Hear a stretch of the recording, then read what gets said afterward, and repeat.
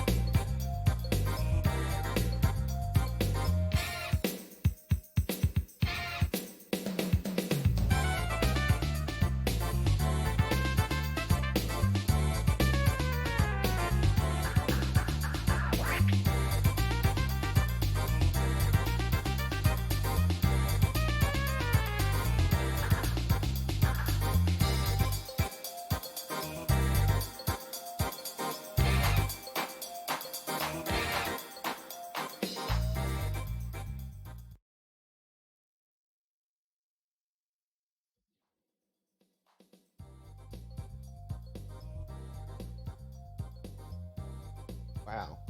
Trying for the Z buttons. I know. Never seen that. Still see Concerned Frog. Not me. Well, anyway, hello. I'm here to, oh snap. To do Rayman.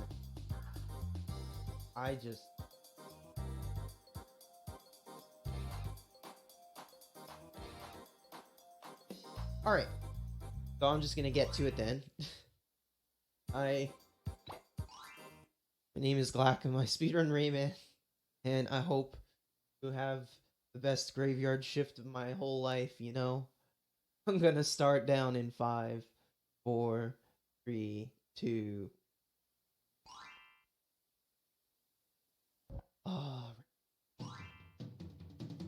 been a long time coming for this one. I've been interested in doing this ever since Cyphern told me about Retro Gaming Live. This is actually my first time trying this out with y'all. I hope you'll enjoy Rayman. Starts off, you know, relatively tame. Just kind of jump and you kind of walk forward. And it works out real nice. Got the nice music and everything. Couldn't ask for much more when we walk in the park. Maybe you wouldn't want things spawning around you, but that's not a big deal. Just ignore them.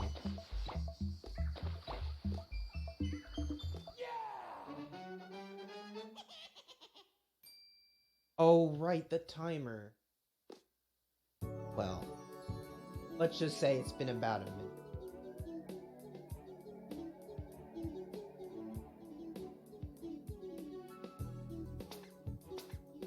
I'm not used to doing the timer myself. My bad. I'll fix that. There, let's just go with that. Random time. Actually, I know the perfect time. We're gonna start at 2:15 at the end of this level. So we have the punch ability now. I forgot to explain. The punch ability is the ability to punch, and this punch is required to beat the game because we need exactly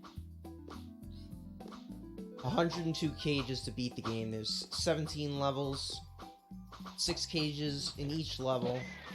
We're not going to get some of them very beginning of the game, because we can't get them yet. But don't worry, because the revisits are extremely fast. There we go. Now it's good. Pretty much the exact same time I get it. But there will be more interesting, amazing powers that we'll be getting. And yes, it was originally supposed to be a SNES game. Kind of crazy.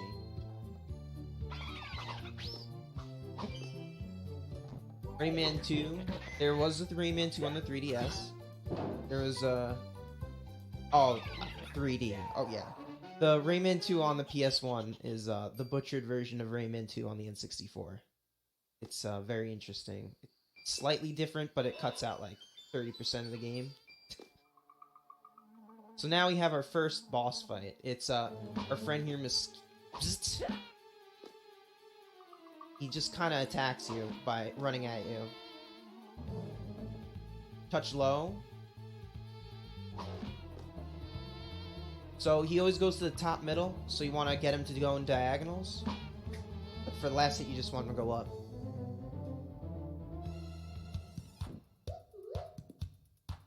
But now that we beat him up, he has become our friend. And we will use him to ride across a long pit of water. So in Rayman 1, Rayman cannot swim at all. In Rayman 2, he learns how to swim underwater, and he has oxygen. In Rayman 3, he stops having any oxygen meter, and he can do backflips. So he just gets better and better at swimming every game. So in this auto-scroller, you actually want to, there's a little bit of manipulation. There are triggers that make the auto-scroller go faster and slower. So there's going to be a speed trigger coming up right here. Oh no, the 1-up! Oh well, I didn't need the 1-up.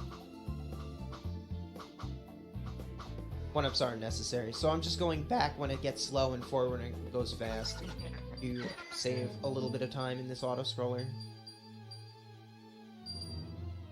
You got in on the giveaway. Actually, might have gotten it at my E3 run, maybe not. They did give out free Rayman Origins at E3. Is that one any good? I think they're all good. Rayman Origins is probably one of my favorite 2D platformers in the 2010s. Rayman Legends is commonly known as Origins, but better, I guess.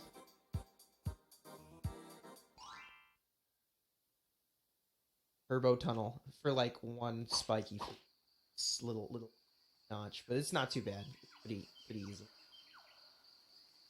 Definitely not that precise comparatively. Now we get the power to grow plants. We only have 2 plants out at once. The last one you pull, or the first one you push out, plant disappears. So you gotta choose wisely where you plant your seeds, even though you have unlimited seeds, so it's not really a big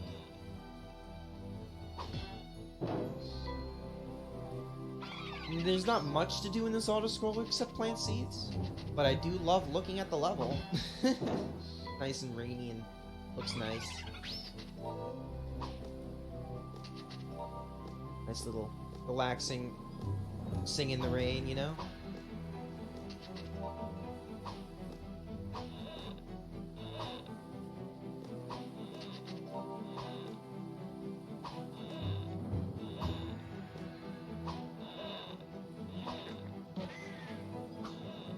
So in this next level, it's a little bit rougher.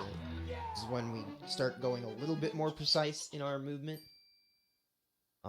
We need to drop a plum down, but we also don't want to get knocked backwards or let the plum hit the living stone, because they will get plums caught on their head.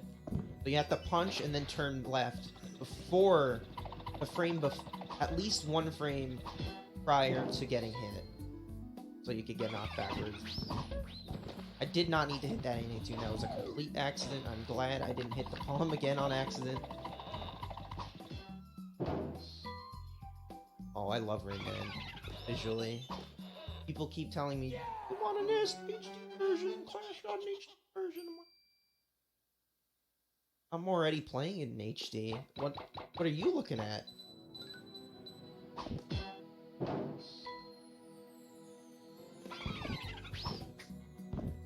That was one cage where you have to hit a trigger that's invisible to spawn it. There are a lot of those. Just gotta know where to go. This level we get all the cages, fortunately for us. All 6. Never have to come back here ever again. Till next time, anyway.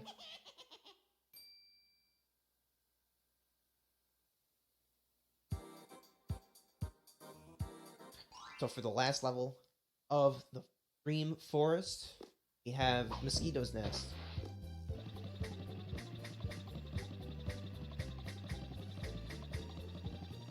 Second screen is a little bit more athletic than this one is, but there are a little bit of tricks we could do to speed it up a little bit.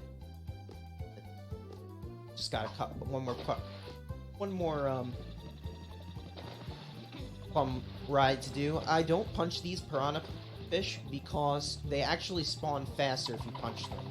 I don't really want that. I could. Maybe I'd find a swagger bait. I'm lazy though. Jump through, there's semi-solids in some spots. So I punch this plum at that specific time and jump off of it at the very end to make it get a little bit more height. Because if you're standing on it, then it goes low bounce. So if you want to make it up to that platform, you have to get off the plum at the very last moment before it bounces the last time.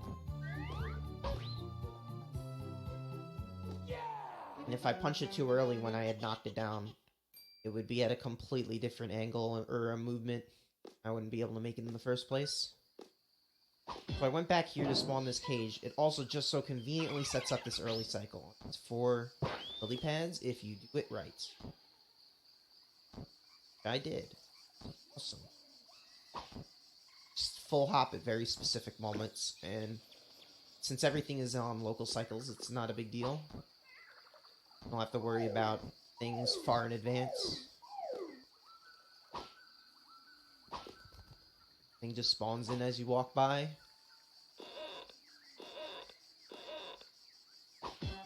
Just slightly off screen, so it doesn't look like it's just kind of magically popping in or anything. I do a little camera op there. I didn't camera op long enough, I think, because I was supposed to be able to make that cycle. So I'm just gonna take it a little bit slower than normal. I think I was just supposed to let the camera go full, now I think about it. A little bit harder. Oh, I jumped way too early. You can actually jump through the ground and punch that cage at the same time. It's rather precise, and you have to have a good plumb angle for it.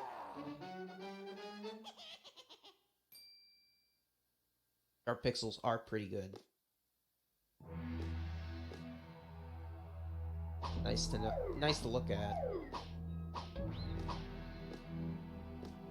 So this is another auto-scroller fun fact. This auto-scroller currently walks at crawling speed. Currently goes at crawling speed, so if I were to crawl, it goes at the same speed as me.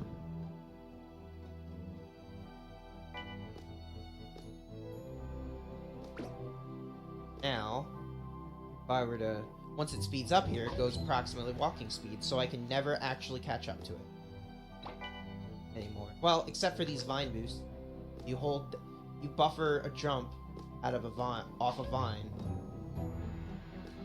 you actually get a little bit of a boost. So I actually don't try to stay ahead of the auto scroll here, because if I do accidentally clip past the camera a little bit, if I go boosting off the vines, I'll die.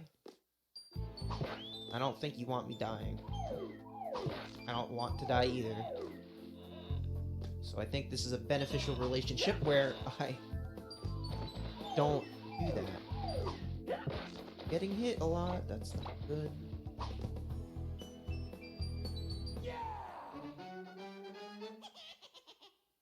like punching all the piranha fish there, but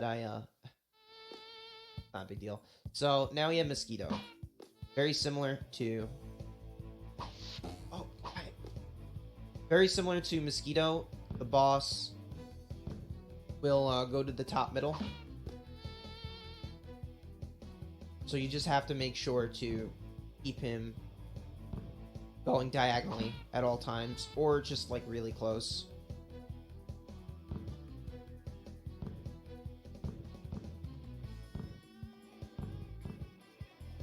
But essentially it's the same boss with some spiky fruits. This one is a different person than Bzzzt, who helped us out before. Fun fact. Oh, giant plum. Gotta crawl under. So I actually don't hit Mosquito here on this next jump to make him drop down again instead of doing another plum fruit. Also, that nice double punch right there. Pretty sweet. Saves like no time though. A little bit of time, I guess.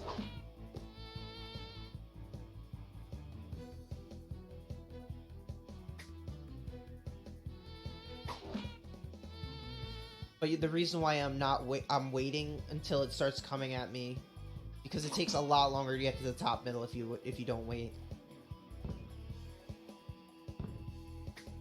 Kind of like lingers around a little bit. So if I let go of crawling here, it'll make me stand like right around here. But as long as I'm crawling, I have control over myself, so I can just kind of crawl all over my friend Mosquito here.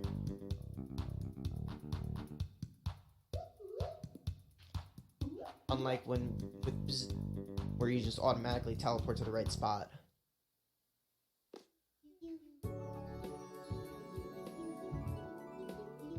Ooh, and now we have Batilla. She is going to give me the power like no other power in this game. The power to grab rings and things. But mostly rings. So grabbing rings is really cool.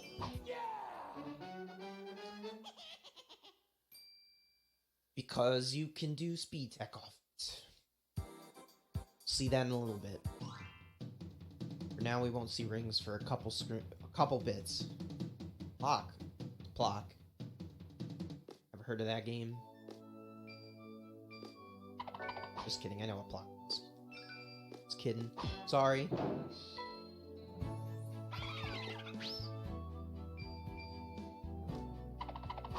That was a little skip there. They expect you to go all the way around the top path to get to that cage. It spawns like some clouds.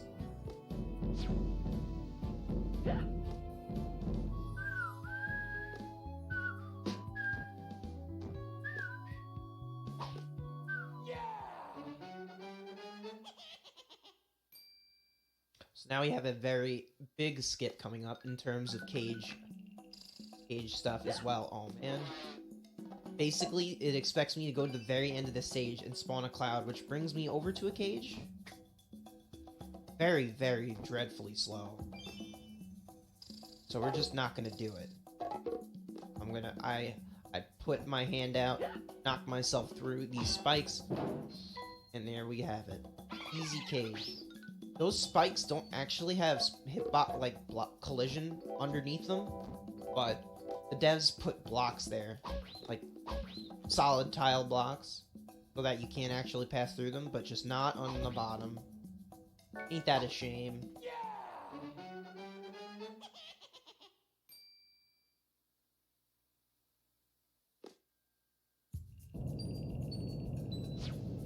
So we have this one of a kind, only in this level zip. It could be used on other sprites. There's no other actual place in the game that we can actually zip through RTA with sprites. Basically, you have to jump over a solid like ground tile while on top of the corner of a sprite. There's really no place in the game where you're gonna see that happen, except with Maraca rockets. Luckily for us, it gets us a big zip up here. But we're not seeing it anymore. Sorry. we're making sure not to ever come back here ever again with a little bit of speed tech. The game does not expect us to get this cage yet. It expects us to get the hover ability as well, which comes in the next level. Fortunately for us, there is speed locking, which comes with rings and pretty much everything, but it really works out well with rings. So you'll see here I'm holding up and it just gives me all the speed when I let go. And a decent amount of height as well, based on my tether. And how elongated it is. There's a lot of nuance to it, but for now it's just going to look like that one speed lock. We'll get to more interesting stuff later. But that did just save us a whole trip back to this. Since, like, 2015, I think we found that. But I think since then we found a way to use the lightning to damage boost up there. I don't know how. I'm definitely never going to find out because it's not fast. So, there you have it. Another death abuse damage boost coming up here. Normally we need to get a small fairy to go underneath that little inlet that we see below the cloud there, but with a little bit of a know-how and a damage boost, we can just as easily jump through these spikes. And since it's way slower to take this cloud all the way back, we're just gonna fall in the pit.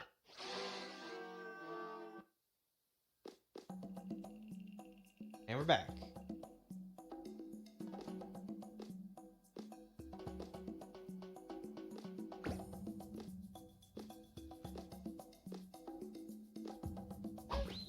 That's the killer, by the way. Sorry to say that he has killed many young casuals in his lifetime. So for every casual I assume is getting killed by it, I always make sure to give him one back.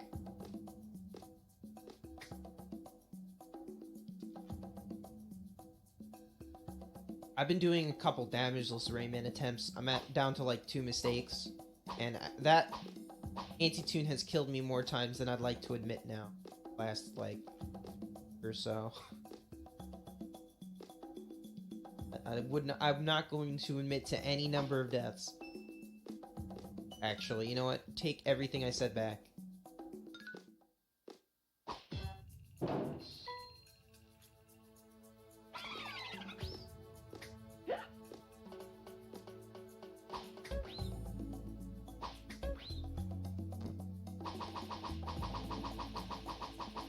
Is it higher than 40? No, it's not. It's not higher. Don't worry. Not higher than 40.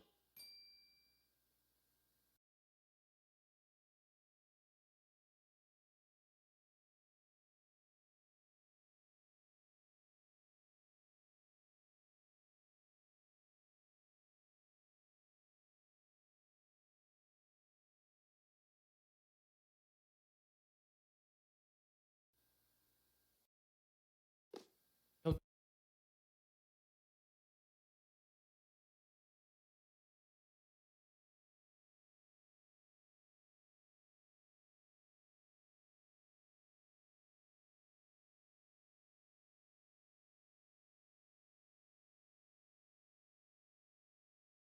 Take backs. I'm taking it back. You can't stop me. So, specifically the lightning on that red body. So you have to stand in between the drumsticks, as I would say, and the body and get hit by the lightning and pass through.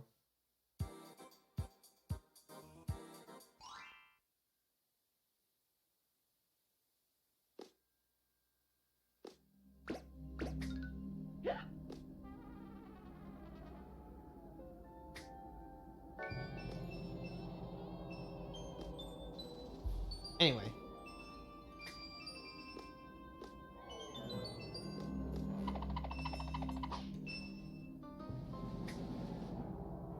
Hope everything working now? We're missing a great time right now. We're on the slippery slopey level.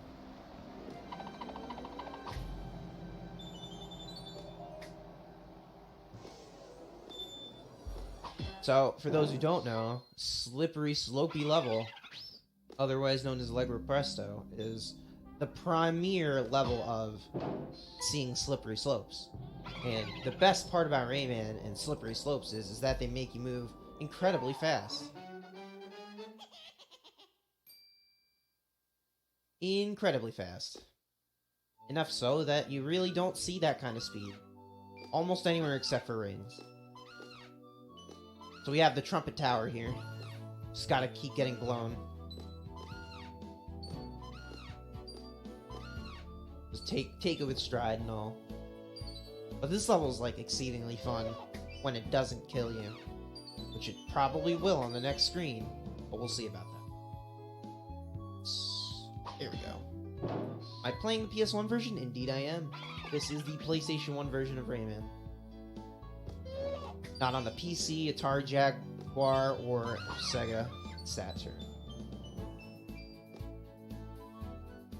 This is the premiere version of Rayman.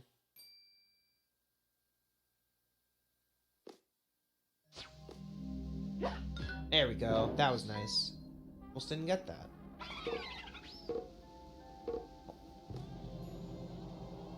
Lightning is kind of in the way, but we're okay now. It's not often in the way. I think I might have jumped early.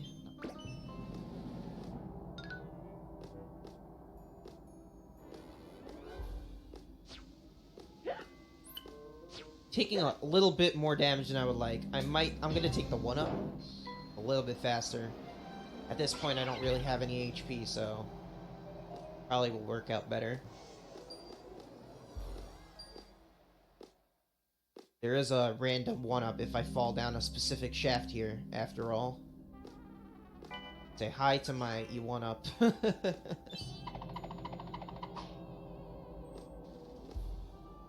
Just gotta be in the know.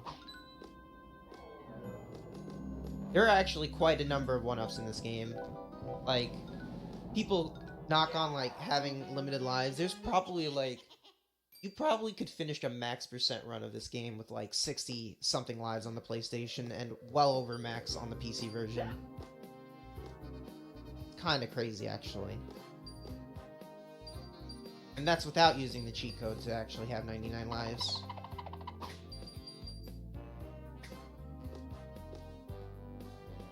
Oh no! So I really wanted to go through the whole thing, Speedy. I'll settle for this, though. There we go. Punching backwards helps you recoil on slippery slopes, which makes you move even faster. Fortunately, that will be phased out when we get the run ability. We're not really going to be seeing many slippery slopes anymore. After all, we're moving on to World 3. We're not going to finish Fanland yet. Because, I don't know. Why would we finish Fanland when we could go get the run ability, I guess? Would be the best way to describe why we're going to World 3. Not like there is anything in World 2 to get anymore. We got the hover ability after all.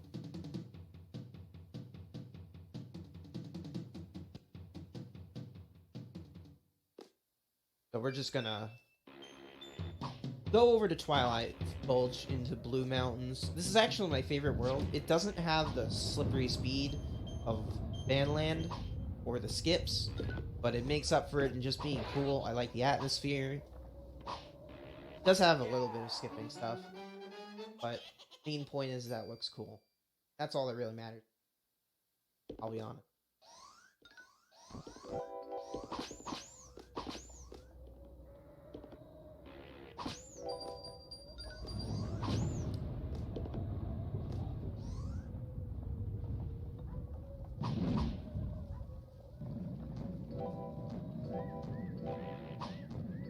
So now we say goodbye. Since we said goodbye to Mr. Sax, we now can say hello to Mr. Stone.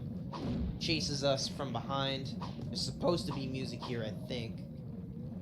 I don't think it worked out as well. But...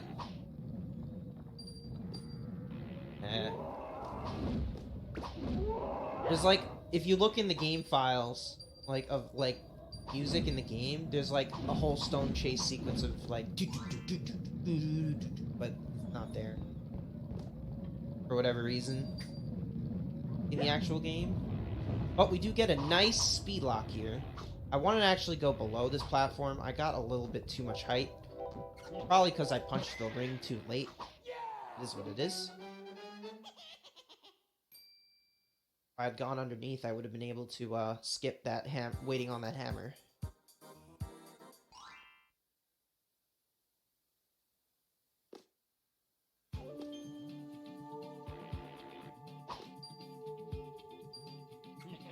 So I have a little bit too much health right now. I totally forgot to lower my damage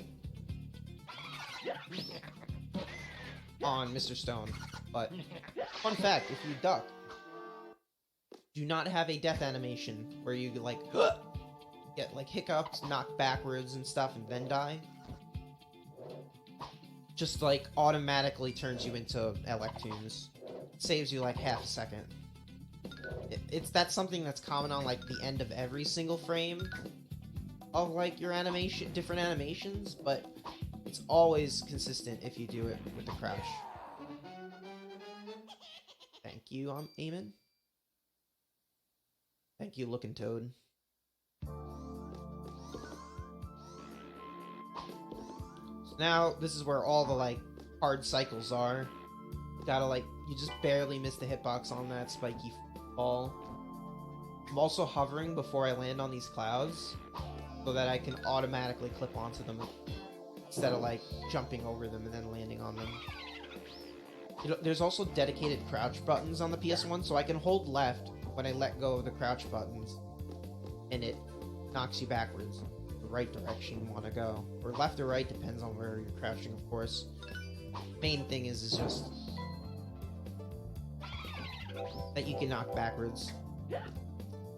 So I could just barely make the cycle because of that. Getting that P-orb without getting killed. Just barely. Practically gives you a haircut.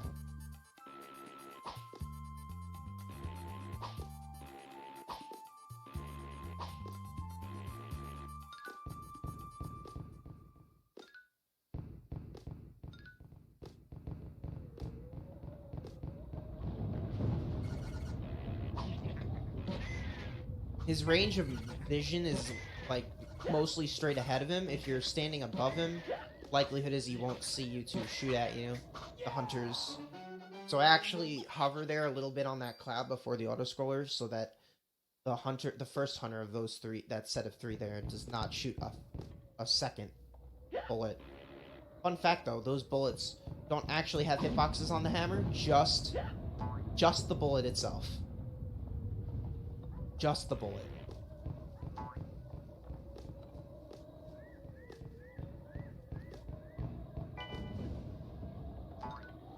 So I just spawned a cage below us.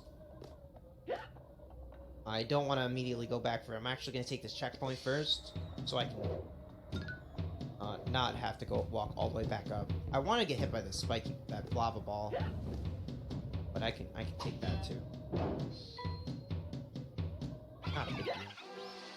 See, I even got the death animation. I don't know how. That's not consistent. You want to duck. If you were getting the fast cycle there, you would have ducked on the platform before you actually got to the spike.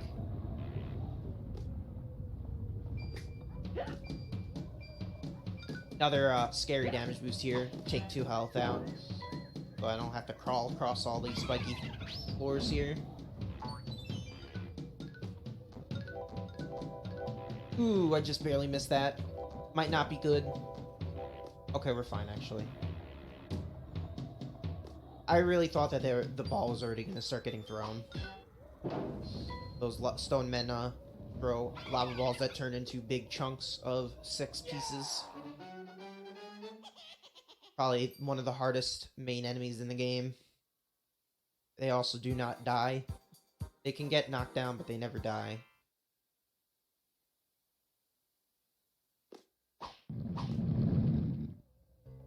So now we have given the musician a guitar, and he gives us the power to hover infinitely.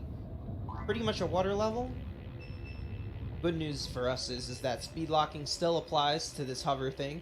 As long as I am rhythmatic with my button presses, always just keep doing it. There's one specific frame out of all the frames that is fast. Because as you see there, I did not get that specific frame. Did not go fast. It's like one of these fat frames is fast because you're mashing going upward. I always find it easiest to get the speed lock. Oops. You know, I really thought I'd get hit a little bit earlier than that. If you ask me. It's always easier to do it out of your initial hover, in my opinion.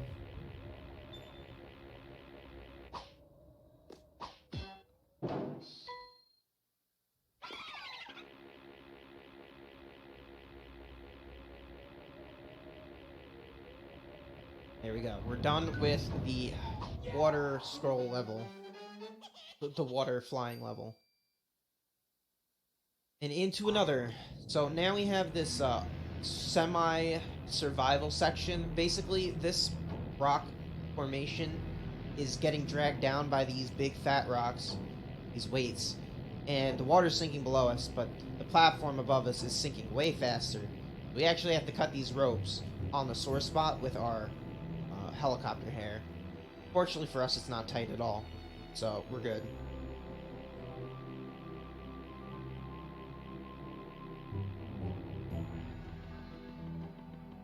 A lot of people get tripped up on that when they first play the game, because they have no idea what to do.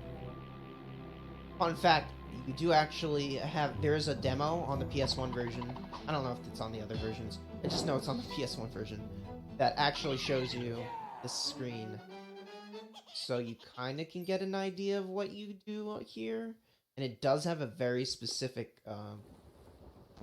little bit of a hint at it on the manual. But people aren't going to figure it out, let's be honest. Let's be honest with ourselves. Why would you think to do that, I guess? The only real indicator is that your hair is, like, choppery looking and the ropes are pretty weak looking. And even then, it's, like, kind of weird. Because you would think to, like, press your hover button when you're on the sore spot, but you actually want to do it slightly below so that the peak of your hover stops where the sore spots are to get the best out of your helicopter hair. Yeah, we just finished an auto scroll. Not too bad. We have no health, obviously. Not good to be unhealthy.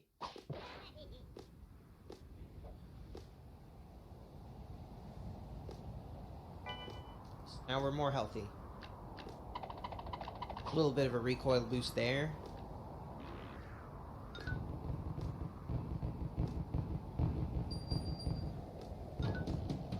So this is my favorite level in the game, by the way. I know it's kind of weird. It's like, why would you like an auto scroll and then another auto scroll and a flying level and some slippery slopes? Well, sometimes we don't think, you know, why we like things. Just do.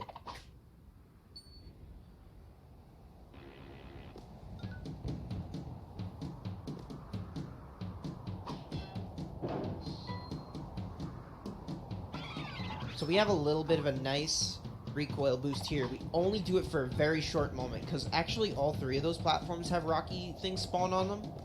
We actually jump over 2 triggers with that recoil boost. Very neat trick. It's very nice that there's random, like, slippery platforms there before that section, or else that wouldn't be possible.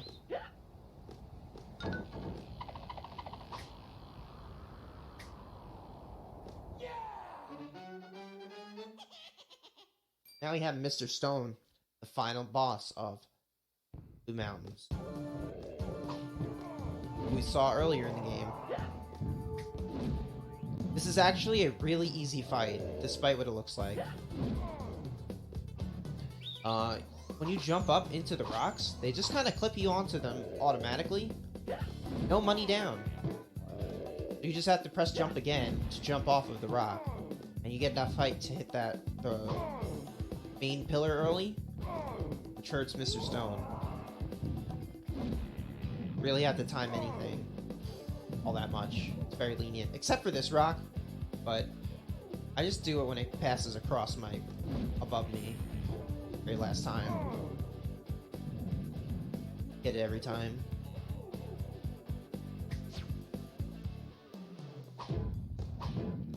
And that was Mr. Stone.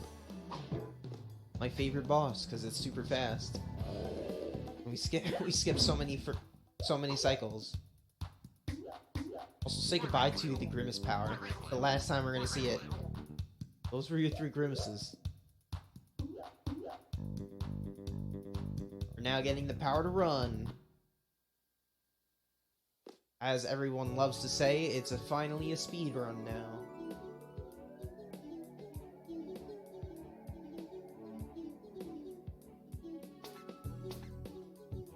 I'll accept me. It's always a speedrun in my eyes. Have you seen people play this game casually? Take like 30 hours. Of course I'm speedrunning it. No? This game's hard. So now we're gonna go do the revisits. The revisits are very quick, actually. Aside from the fact that we're gonna be doing like the rest of Bandland as well before we fully move on to the rest of the game. I guess they're technically not really revisits since we've never seen them before, but we are kind of revisiting them. Part of the revisit. And as you can see, all of the cages are actually on the first screen of Twilight Gulch. That is because any screen with a boss in it does not exist after you kill the boss. So naturally, they wouldn't put cages in places in screens that aren't going to exist later on.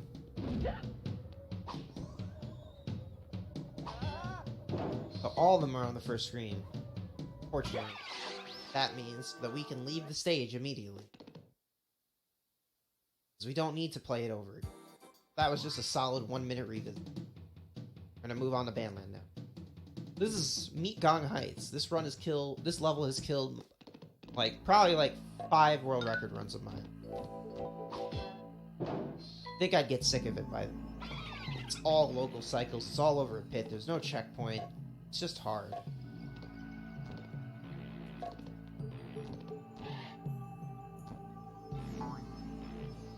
Speedy boy. But you'd think I'd get better at the stage, right? No. Gong Heights will always end your life. Never change the Gong Heights. Never change. Like, I actually didn't expect that to happen. That's okay. Just do it again.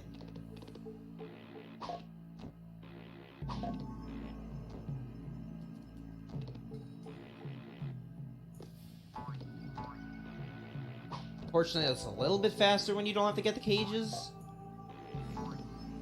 There we go. That's so much more height. Can you believe it?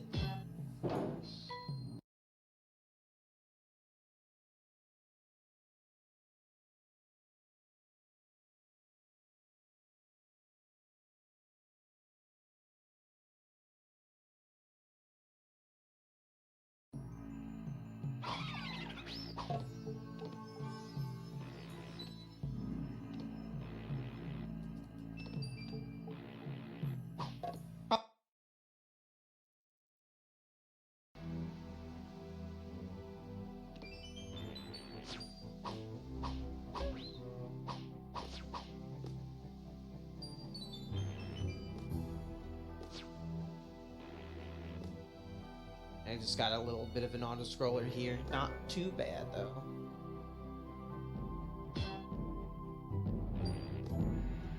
Oh, no.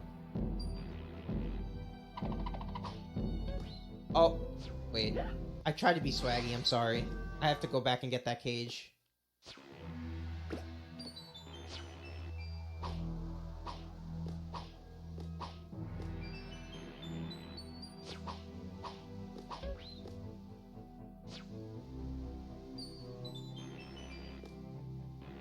I'll take my swag and pack my bags next time.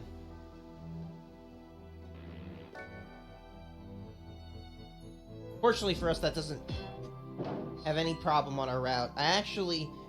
This is the first Speed Fist that actually, like, so legitimately matters for, like, levels, multiple levels ahead. So it's a good thing, right? It's a good thing it was this level I died on. That being said, there's actually quite an interesting mechanic that goes around with how Speed Fists are transferred across levels when you regard the return signs in this game. The PC version fixes this, but in the PS1 version, if you go through a return sign, you regain all of your powers back that you came into the level with. Pretty much a full reset.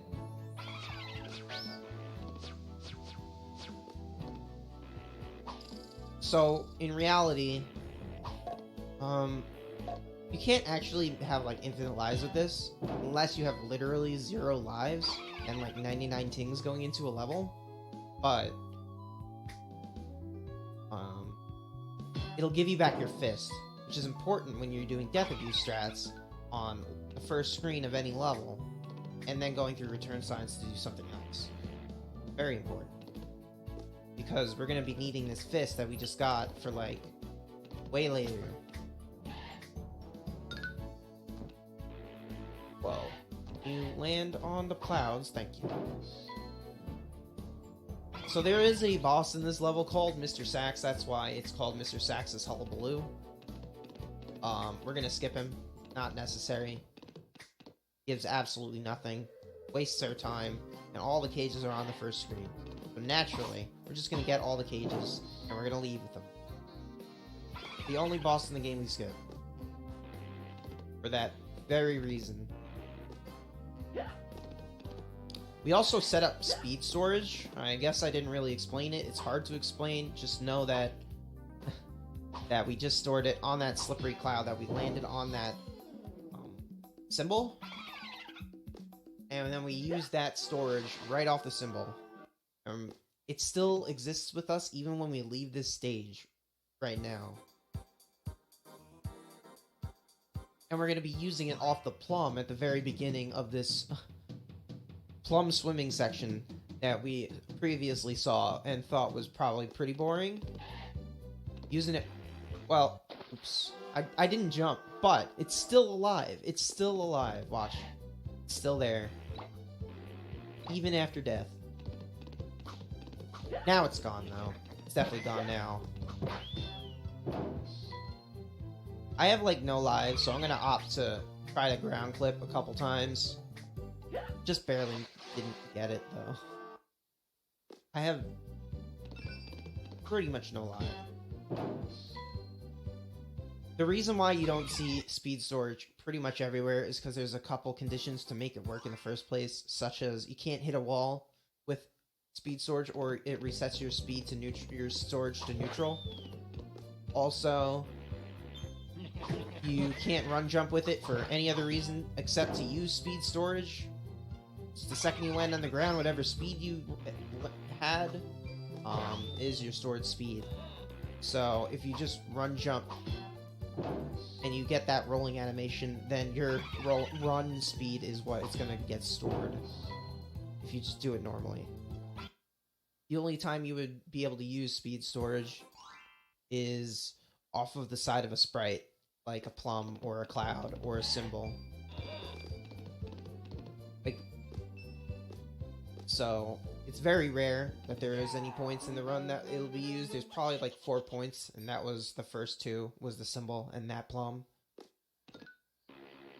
None of them being as important as that plum run, of course, but you'll see a pretty swaggy one at the end of the round of the run. And we're almost done with the revisits. There's only one more cage left. And it goes by really fast. Pretty much doing the revisits, and if you include the last 2 levels of Bandland, it normally takes about the amount of time it would take for you to finish like one world. It's not that long.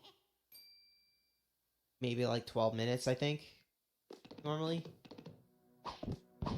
Not too bad.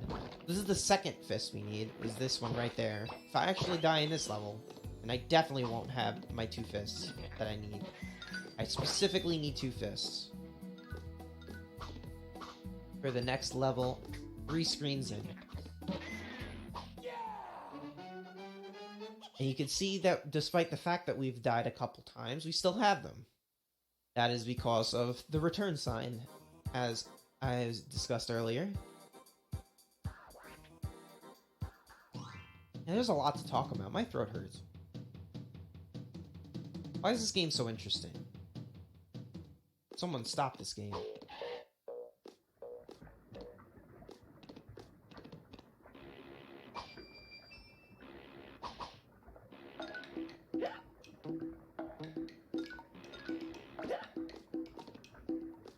Go over here to get this cage. Don't die, thank you. I almost got hit by the anti-tune before I punched it. That would have sucked. Go back through the return sign to get a fist back, because it's faster that way. Then to just keep going.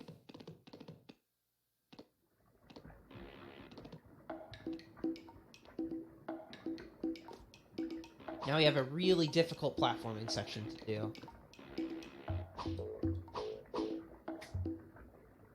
All low ceilings, kind of scary. Don't want to die, of course. Need my fists. Do a little camera op there to make this red pencil. Let me get this hang early.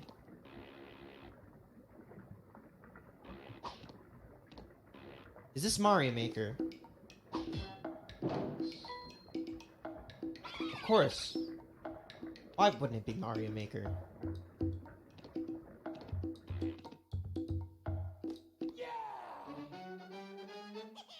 The only game I've ever played is Mario Maker, after all. Everything derives itself from Mario Maker. The origins of time itself, for example.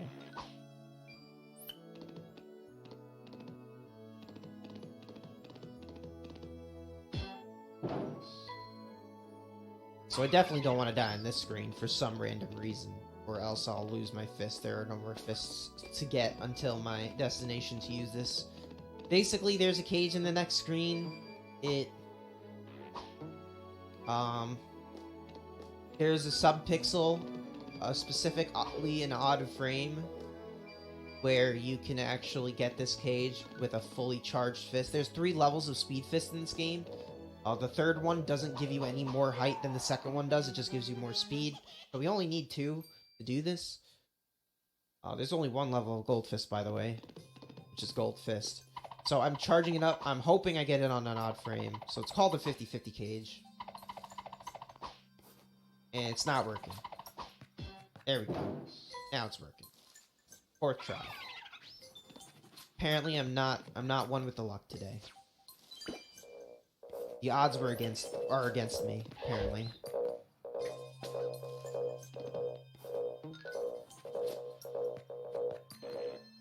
Fortunately for us, I don't need to be, as long as it just gives me the cage, right? So, it's not a big deal. It's the only pretty much practical RNG in the run. This game is actually pretty good with no RNG.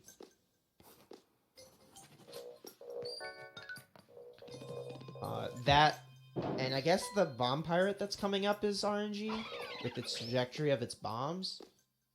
Not usually really in the way, in the first place. So it's usually not a big deal, and it usually doesn't lose any time anyway.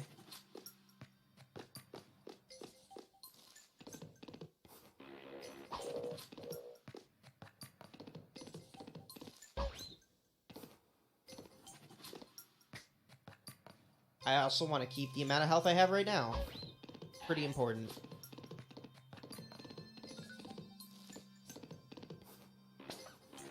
For the boss. Oh, well, I didn't want to soft lock anyway, so you know what? We'll keep that. 3 health is actually fine. So there's a 3rd damage boost that I could be doing on this boss here at the very end. Avoiding the soft lock is actually like half a second lenient, but you know what? It's a marathon. I'm better off without taking the damage anyway. without doing it, so saves like 8 seconds. All 3 of them each. Something like that. Remember the exact number? Now, if I were to get hit by these pirates here, which I'm totally not going to get hit by these pirates, that'd be a different story. Very good RNG, by the way. Did not just, like, fling the bombs all across the screen, so that's good.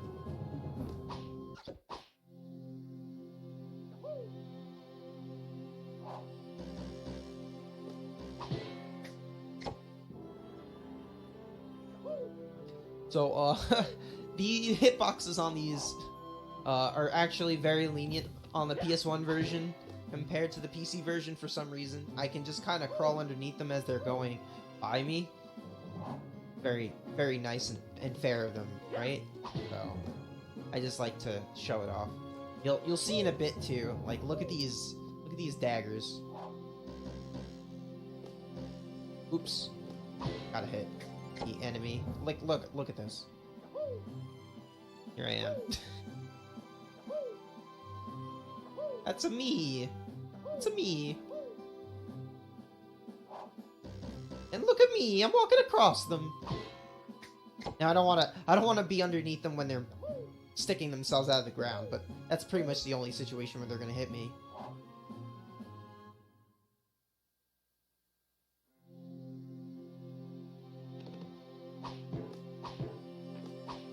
I mean, there's like a bajillion creators. I have no idea who that is. Mario Maker is got pretty much everybody's grandchildren in it. Anyway, we beat the boss.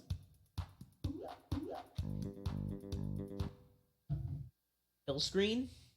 What do you mean? I mean, we have Pentathlon.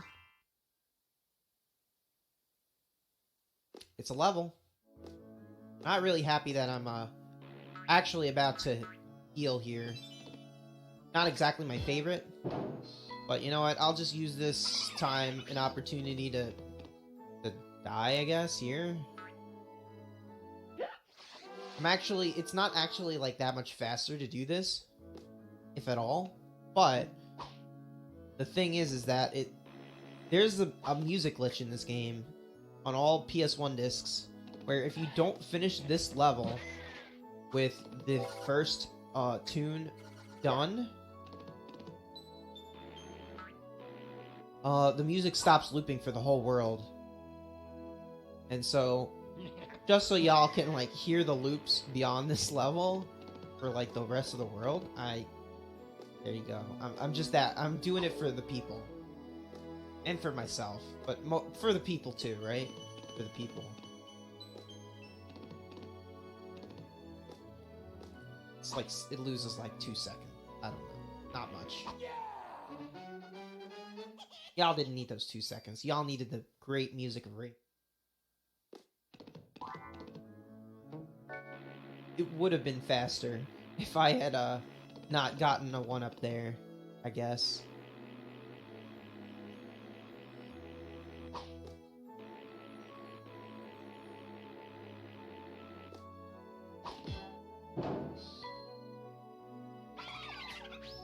I did, you're right. I did forget a cage. Don't worry, I remember which one it is. And it's on the first screen. I always forget this cage. I'm always so bad with this cage. Move out of the way.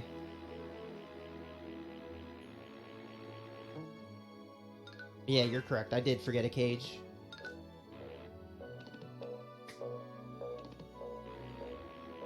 It was the one underneath the checkpoint in the first screen.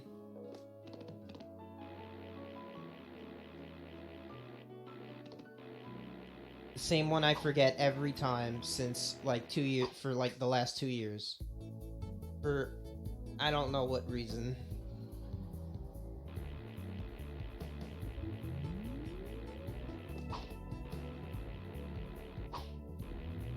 No, it's not your CD that's broken, it's everyone's CD that's broken.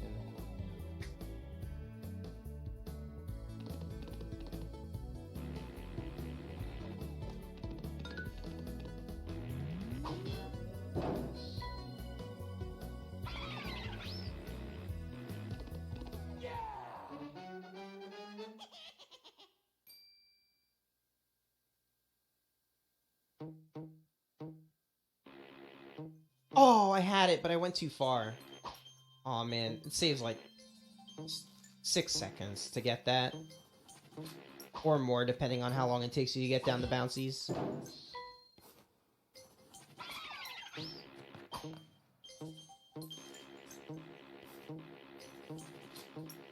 So, for everybody who always had trouble with this part here, the answer is just walk. If you run off of it, you're gonna go too fast.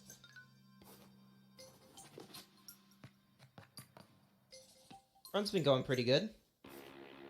The dungeon crawling RPG. Of course. Whenever I crawl around with my crouching button, I always feel like it's just the best RPG I've ever played. Honestly. More games should aspire to be like Rayman.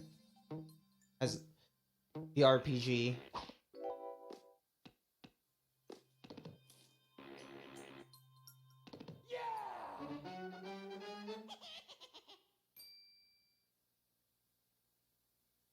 Well, let me go back in the level really quick.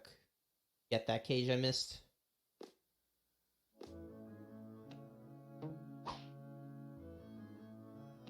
Not too far away.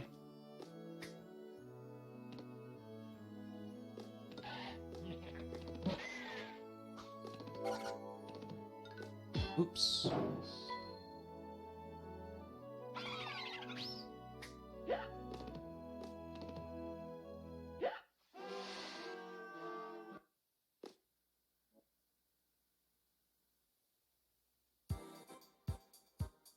And now we're going to Space Mom's Crater. This level is where most people who haven't already quit at like 5 levels ago or more definitely quit or use cheat codes because it has Space Mom. And everybody knows that if a mom is a boss and it's got pressure cookers, you might as well just quit.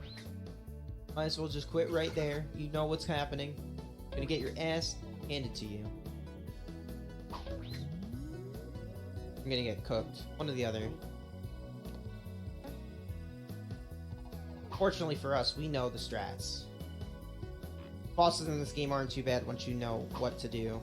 There are a couple of actually pretty interesting tricks, though, to Space Mama herself. Slightly minor.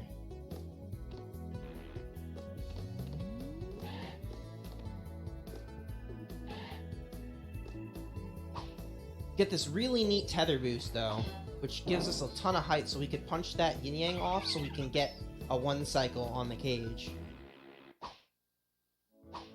Oh no! Oh, okay. We're okay. No, not again! And this time I'm wrong! Alright, so I actually have a strat here. If I hold jump, and I get the first frame of this, you can super jump off that eraser. And we saved the run. We saved it.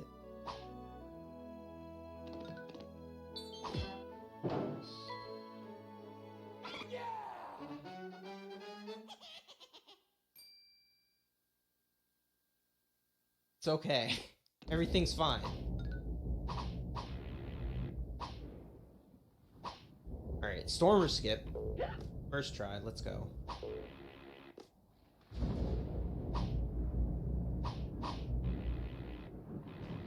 Oh, that was so good. Nice. I can't even begin to explain how that worked. Oh, oops. It's been a lot of highs and lows this run, that's for sure. I don't plan on dying here, though. After all this. Oh my god, please.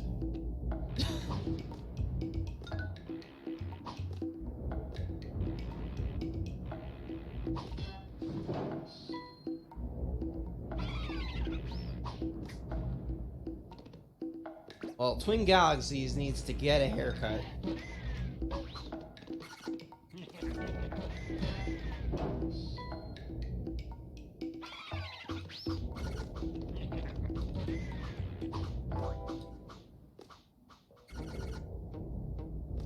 So this is where our third instance of Speed Surge. I soared a little bit of speed off that slippery right there, and it's just gonna let us, like, zoom over this spiky platform, really, with a bounce off that eraser.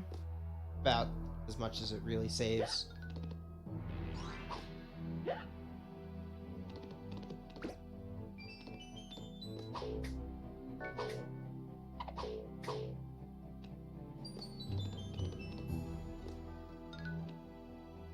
Not too much.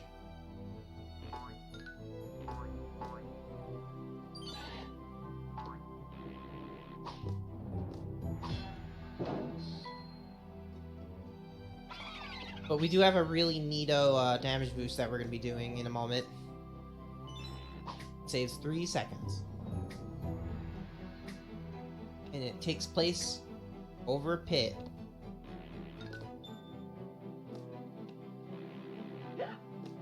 Oof, that was almost too close. I think I was too far to the left, so it took a lot longer to damage boost than it normally does.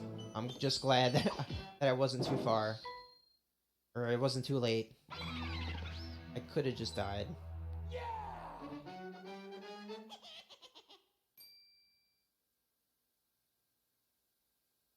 So now we have the Space Mama fight.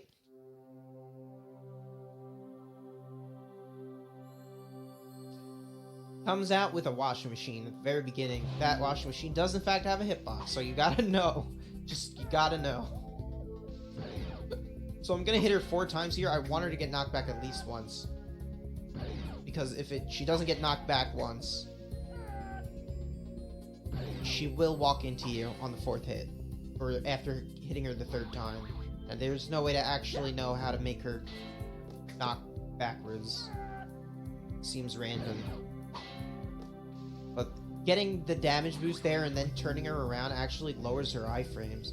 Because when you hit her, she has iframes. And, like, if you hit her during her animation of her, like, starting to shoot the lasers, then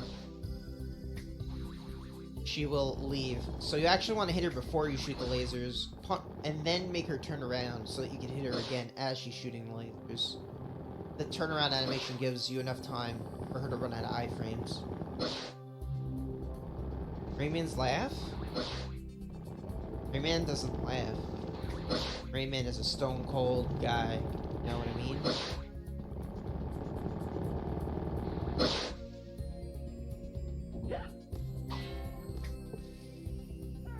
We need grimaces at people. That's not a big deal. Very playful. So this, now we're fighting the washing machine itself. She's defending herself with a washing machine. The washing machine also has iframes every time you hit it, so you have to wait and space out your punches. Like, this is gonna do nothing. This is gonna do nothing. This is gonna do something. Same point every time. Once you get to the last dial, it bounces. It does have a hitbox, so you wanna avoid it by running underneath it. Now for the last hit, she shoots out 2 lasers, which is just enough time to punch her again. There you go. Perfect Space Mama fight. If she had jumped away, I would have ran it. She would be invincible again. Now we're at the last world before the final level, which is actually its own world as well. But final world, Crystal the Cave of Scops. This is where you're gonna see some pretty epic ring stuff because this world is littered with rings. See here, this strap. Woo! Oh, whoa, whoa, whoa! That was way too low. I would have died. Which I guess wouldn't have been so bad. It would just spawn me back here, I guess. Let me try that again. Behold. Wham! So the reason why there's just that random bounce, which lets me hover again, is because I'm actually hitting a ring way off screen. And then it cancels out immediately. Because I'm holding the jump button.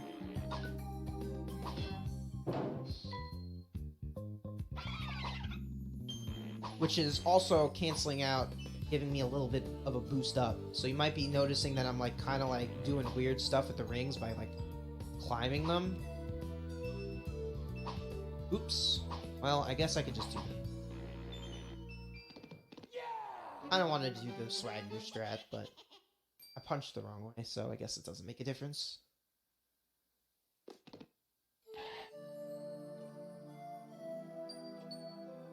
Obviously, the washing machine doesn't have enough eyes then.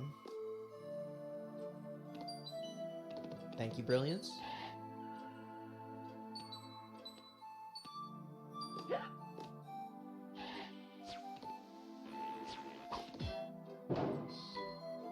There's a 1-up down here. Might as well grab it. Why not?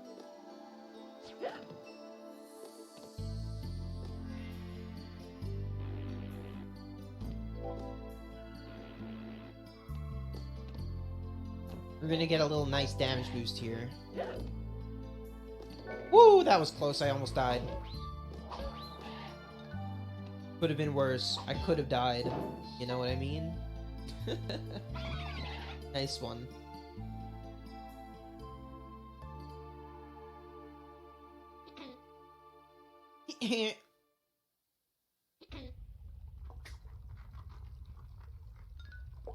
So by having the camera like be off to the left a little bit, just barely lets me make this cloud cycle. Okay.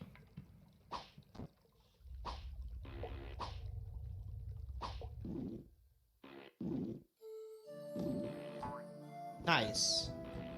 And that was nice. Got like half the full ring strat in the screen.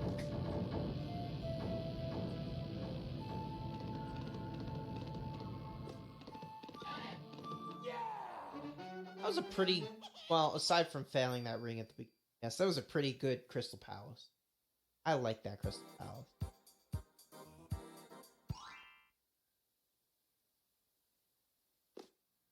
Crystal Palace is always so scary. I mean, there's pits all over the floor, so you don't really want to die by falling off the rings.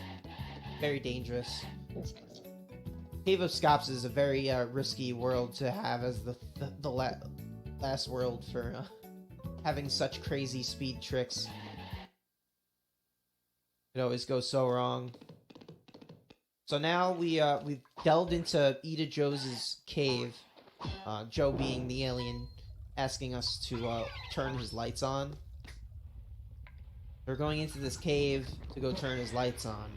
One of the plugs is a little bit loose.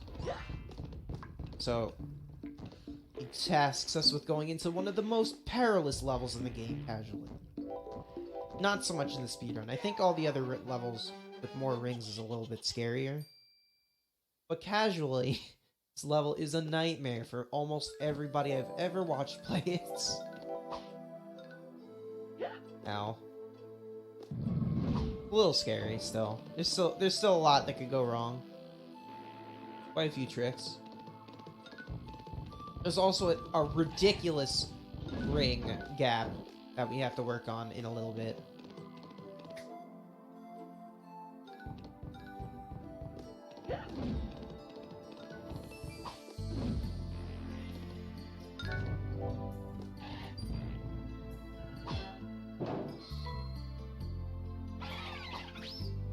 So, somehow on the PS1 version, they expected us to make this gap with this ring all the way over to this ring, like half a screen away. It's kind of crazy. In the PC version, they made that easier.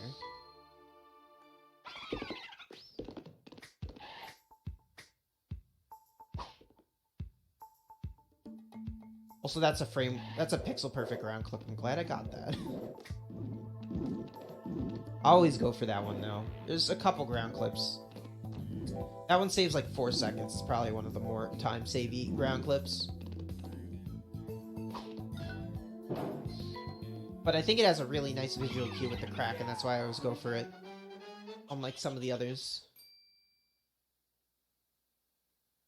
which definitely don't have good visual cues.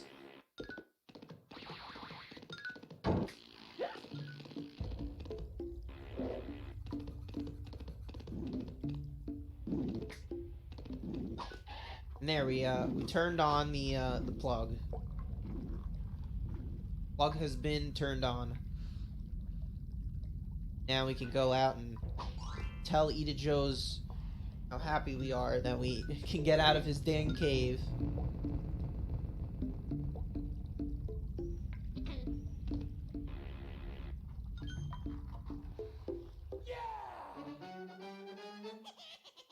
Hope everyone's been enjoying the Rayman run, by the way.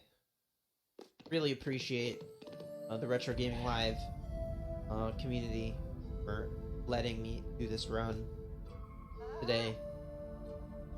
Although I'm dead tired, let me tell you, I've been up all day to make sure I don't... There's no way I would have been up at 6:30, waking up. I am not a morning person. I'm ready to go to bed after this, get my well-deserved rest. So shoutouts to the graveyard shift.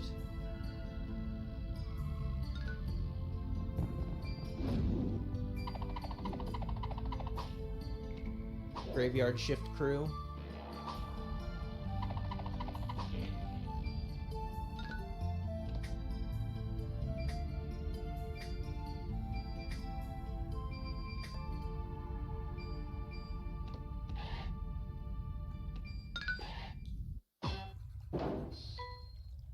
Yeah, I know. It's so crazy. It's so hard. So hard to stay up. Almost 7. It's 7 o'clock in the morning.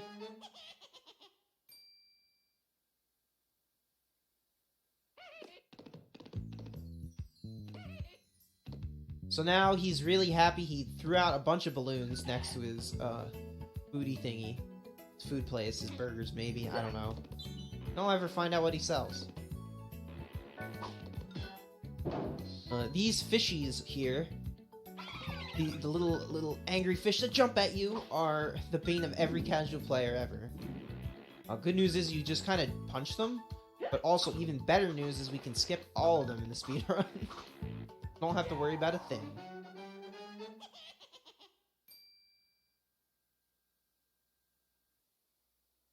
So I commonly hold run in coming out of Eda Joe's, and then I go back into the level, and it's one of the last 2 levels of the game besides Mr. Darkstare don't have return signs. So if I accidentally hold jump or run or anything, I'll go back. I would have gone back into Eda Joe's, and I would have had to do it all over again. But that's also why we can't skip Mr. Scops here. There's no return sign in this level, and there is a cage in every single in the big first screen of this, because Mr. Scops comes directly after this. So on the PC version, there is a return sign there. PC does in fact skip that. I know it sounds crazy. Like, I've been talking about the PC version a lot. It's different. It's got a lot of different cage locations, and that's the only reason why it's not as fast as the PS1 version. But it's pretty different in terms of a couple of cage locations and stuff, so it's got its own category. Like, it's completely new cage locations. New additions of, like, area. Slightly extra. Generally speaking, despite skipping a whole boss, it's slower. So. And having faster load.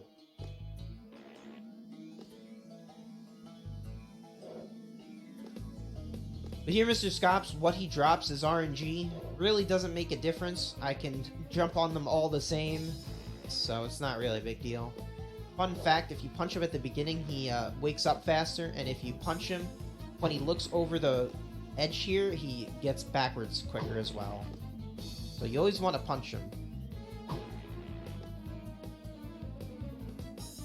Don't really quite want to hang. Which is how the demo does it. That's why the ting is there on the ledge. Although, fun fact, if you stay on the ledge when he is slamming the ground, you'll get knocked off into the lava.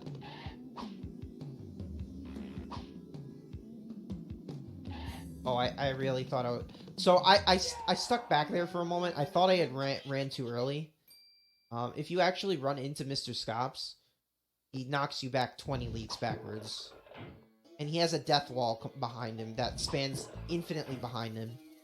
So there's no way to ignore Mr. Scops during that auto-scroller. Even the task can't do it. By the way, the task is like a 103, and the world record's like a 118, low 118. You've never seen the task of Rayman 1. I'm not going to say to not watch it right now. It probably would be more interesting than watching this. If you like tasks, it got Game of the Year, it got Task of the Year in 17, along with an ace pass of Pokemon something. Maybe it was 18. I don't remember. It was a really good task. It's a really damn good task. You should watch it. Sometime after Retrothon, of course. We're at the last level of the game. We got all the 102 cages in every level, and now we're moving on to the very last stage, Mr. Darkstare. It comes with its own theme of cake and stuff.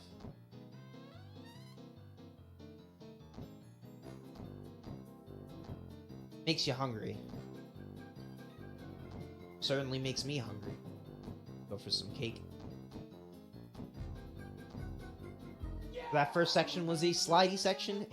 I have no control over anything but the jump button. Pretty much.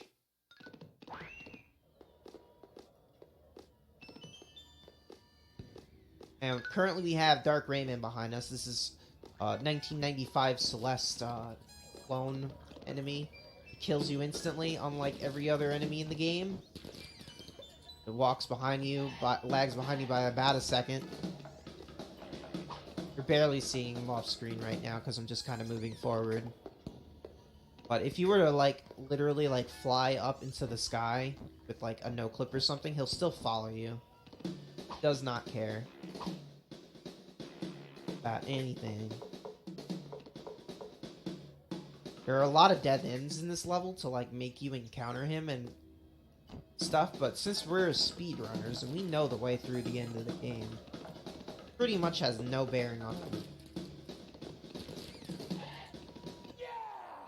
And we've done it in Dark Rayman.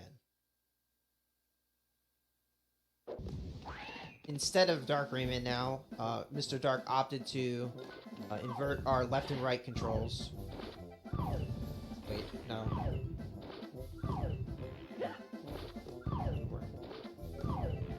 There we go.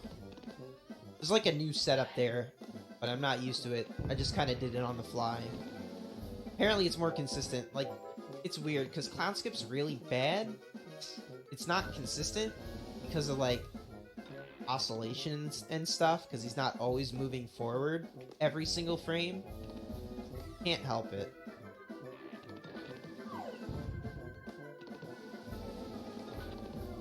But here's the last speed storage, right here.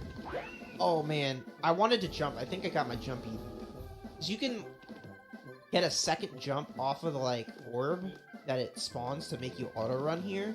And you can jump over Mr. Dark. Using that speed storage to get really close to him before the auto-run hits in.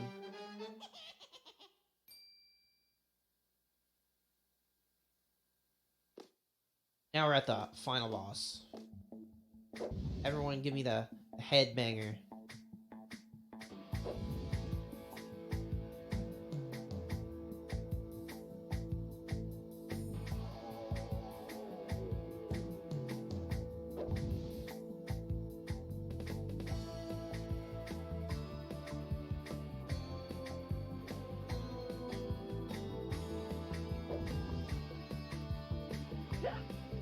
Ow, that hurt a lot.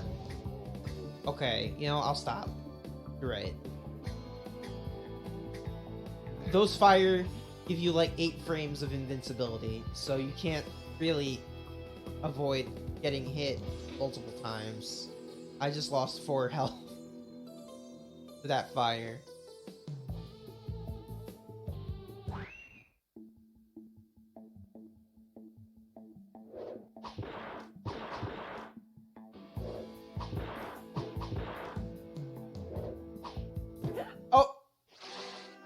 I got distracted. I blame chat. It's chat's fault.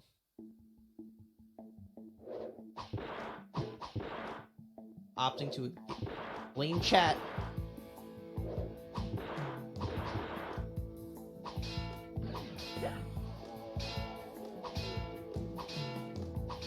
You keep punching it, it doesn't do shots. So this last hit, on the very 58th frame, out of I don't know how many frames, you can punch it and get a multi-hits in. But of course, being frame perfect and all, it's kind of hard. And I'm not getting them.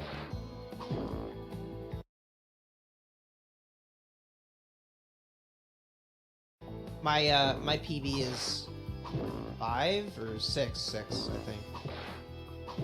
I didn't get any. What? Oh, time. Yes, we're done. We did it.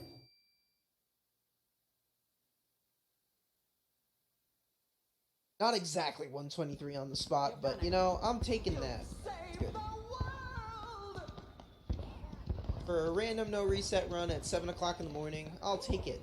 I'll take anything. Not exactly random, I'm sorry. RETROTHON is really cool. I had a lot of fun watching Paladins before. Paladin's Quest, I think it was called. Anyway, it was a lot of fun. Of course, Mr. Dark just up and leaves because we beat him up. He's scared of us. Transformed in all those things and it didn't work out. Who knows what happened to Batilla? Who knows what happened to the Grape Ratoon? But you know, it was sure a good ride to get here. I hope y'all enjoyed the run. Appreciate it. I hope you enjoy the rest of RETROTHON 2020. Coming up next is Sin and Punishment by Linkmeister. That's cool. I'm going to bed though. Kidding me? I'm going to bed. I am ready to crash. Woo!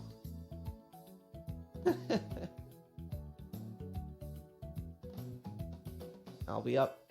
Watch the rest later. Peace out, everybody.